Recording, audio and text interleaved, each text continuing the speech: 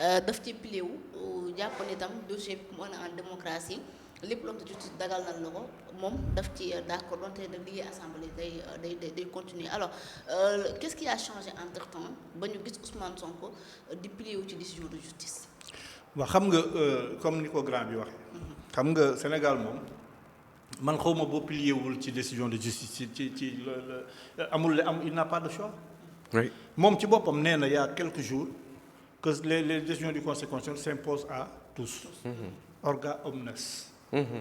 donc loolu su amee lu mel ni génn amul choix. amul choix parce que gis nga aji mënoo nekk bëgg a articuler wala bëgg sénégalais yi articuler seen vie politique nationale économique sociale autour de ta personne. mais véritablement. loolu amul benn sénégalais bu ko mën a am. sëñ Touba wutu ko woon. Seydi Hadji Malick wutu ko woon. suñu nit ñu baax ñi kenn wuti ko ci woon. dëgg la. Cheikh Anta xam nga ni du Ousmane Sonko. te wutu ko woon. Mamadou Dia wutu ko woon. Senghor wutu ko woon. et plus récemment Ablaye Wade mi wutu ko woon. moom mënu koo am. dañu am ay institutions yoo xam ne wax naa la ko après la crise de 62.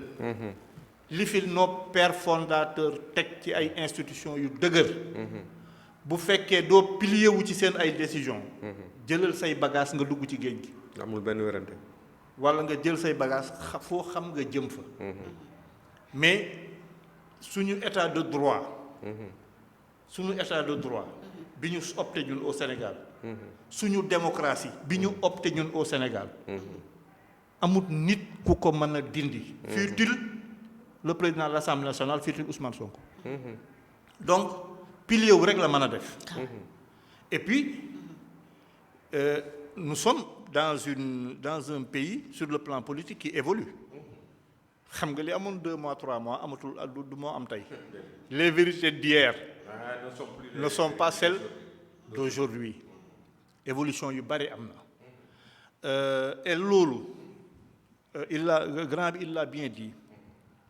il faut que les Sénégalais interpellent le chef de l'État directement, qui est le garant de nos institutions.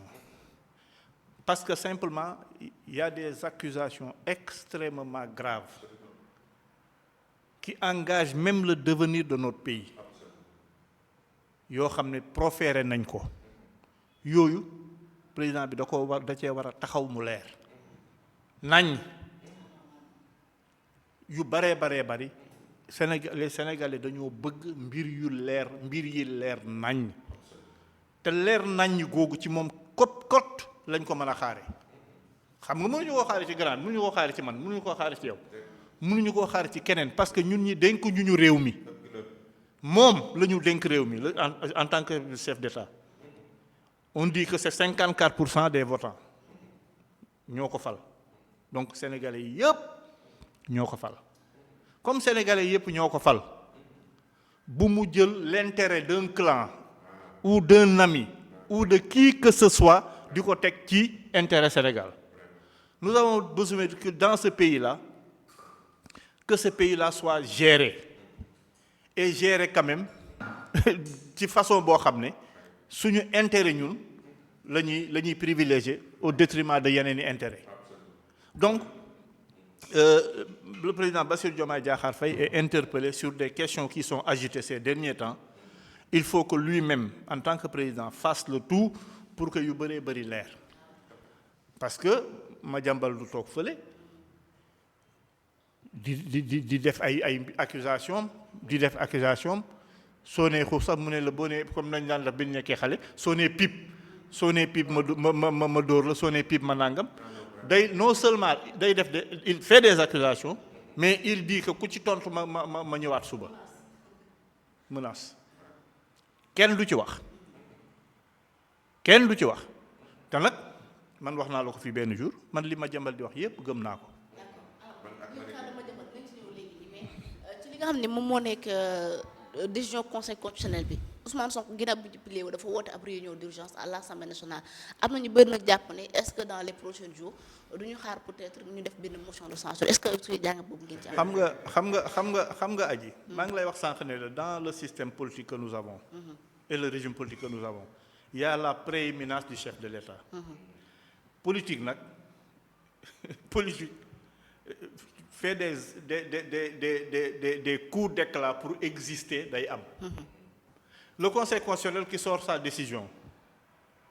Le Conseil constitutionnel sort sa décision.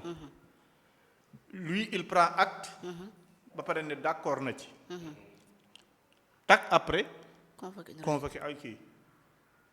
pour qu'on parle de sa convocation, d'une éventuelle réunion, de lui. Tu fais des choses pour qu'on parle de toi. Tu fais des choses pour exister dans le landerneau politique. Mais man jàpp naa ni. lii muy def c'est de l'activisme politique pour être dans l'échiquier politique. Mais il n'a pas de force ni quoi que ce soit qui peut contraindre qui que ce soit dans ce pays-là pour mu jëm ci côté bi nga xam ne dans le sens de ses intérêts mënul am. Il n'a qu'à convoquer des réunions affaire am la. Il n'a qu'à ameuter tout le monde qui parce que loolu c'est pour qu'on en parle. Gis nga c'est des stratégies pour qui. Ablaye Wade nous avait dit qu'en politique. Il faut qu'on parle de toi en bien ou en mal. moom ci loolu la ne. tant qu'on parle de toi c'est possible. tant qu'on parle de toi c'est possible. moom ci yooyu la ne nañuy wax ci moom. man loolu laa jàpp. il fait de la politique nañuy wax ci moom nangam ak nangam. mais actuellement nii je crois que li Bush li Trump. waxoon Zelensky. dans le bureau ovale. moo am tu n'as pas les cartes en main. Il n'a pas les cartes en main. Il n'a pas les cartes en main. Il n'a pas les cartes en main. Il n'a plus les cartes en main. D'autant plus que amatul benn levier. Alors cette question intéressante que vous posez. C'est une question extrêmement importante. C'est une question intéressante.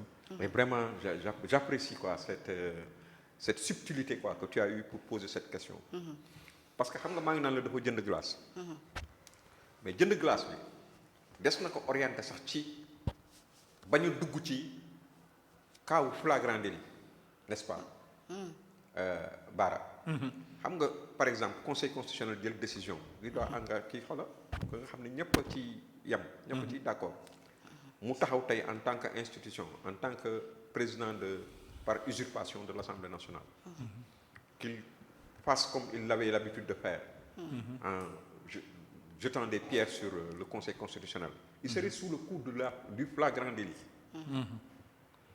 des na ko jàpp bon simplement des na ko taxawal ci kat xola xam nga bu boobaa qualité député ba day tëb flagrant délit lay doon parce que outrage lay doon wala yu demee noonu genre xeetu affaire yu demee noonu lañ koy yóbbu ci loolu xam na ni loolu mën na dal ci kawam. waaw flagrant délit amul immunité ah. amul immunité mais jàpp naa ni man ci sama xel mu gàtt son intérêt par opportunisme lucide.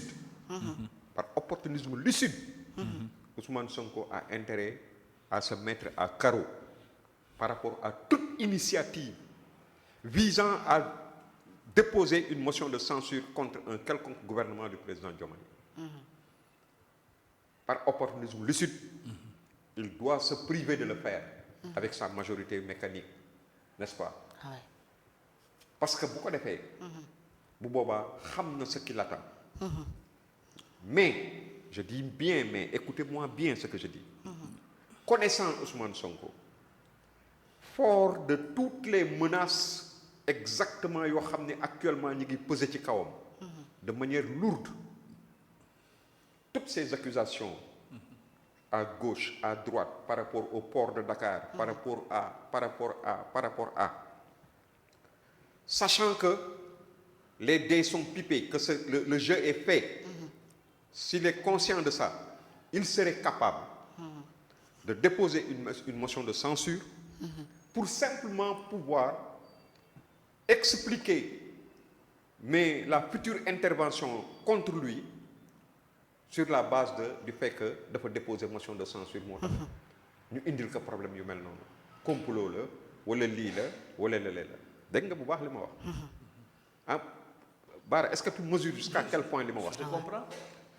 il peut sachant que actuellement il y a tellement de choses yoo xam ni yu diis yu tag ci kawam l'épée de Damoclès est sur sa tête au-dessus de sa tête sur des questions des affaires yoo xam ni wax nañ ko waxati ko du ma ci dellu ma jàmbal wax na ko ñeneen wax nañ ko démb dégg nga lu ñuy wax ci affaire le scandale au port de Dakar avec loolu nga xam ne dañu jël suñu DP World bi kooku nga xam ne moo ko fi yore woon te ñu jàpp ko ci affaire Epstein